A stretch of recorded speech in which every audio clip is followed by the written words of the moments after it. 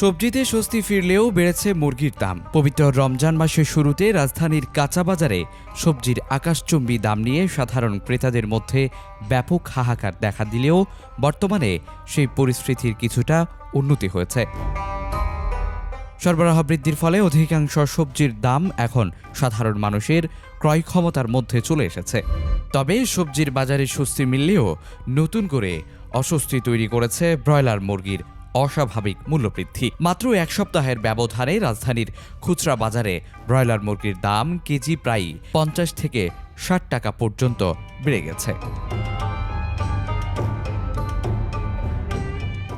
বাজার পর্যবেক্ষণে দেখা যায়, গত সপ্তাহে যে ব্রয়লার মুরগি ১৭০ থেকে ১৮০ টাকা কেজি দরে বিক্রি হয়েছে, আজ তা ২৩০ টাকা ছাড়িয়ে গেছে। মুরগির এই হঠাৎ দাম বৃদ্ধিতে নিম্ন ও মধ্যবিত্ত আয়ের মানুষ চরম বিপাকে পড়েছে। মুরগির বাজারে অস্থিরতা থাকলেও সবজির বাজার চিত্রটি সম্পূর্ণ ভিন্ন।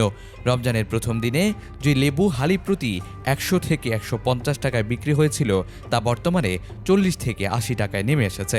শসা ও বেগুনের দাম কেজি প্রতি ২০ থেকে ৩০ টাকা কমেছে। বর্তমানে শসা ৪০ থেকে ৫০ টাকা এবং বেগুন ৫০ থেকে ৮০ টাকার মধ্যে পাওয়া যাচ্ছে। এছাড়াও করলা, ঢেঁড়স, পটল ও চিচিঙ্গার মতো নিত্যপ্রয়োজনীয় সবজিগুলো এখন ৫০ থেকে ৭০ টাকা কেজিতে বিক্রি হচ্ছে, যা কয়েকদিন আগেও ১০০ টাকার কাছাকাছি ছিল। ব্যবসায়ীরা জানিয়েছেন, আড়তে সবজির সরবরাহ এখন পর্যাপ্ত থাকায় দাম কমেছে।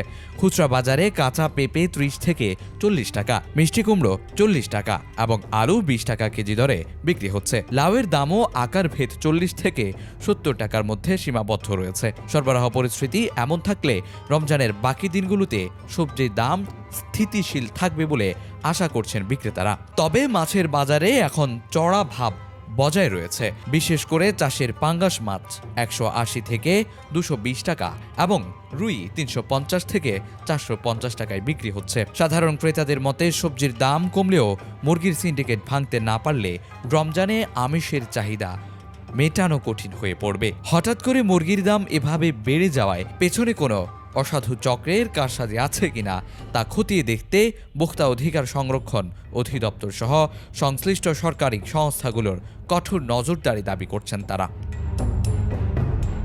Desk report, news Times. News Times, সত্যের প্রত্যয়ে আমরা।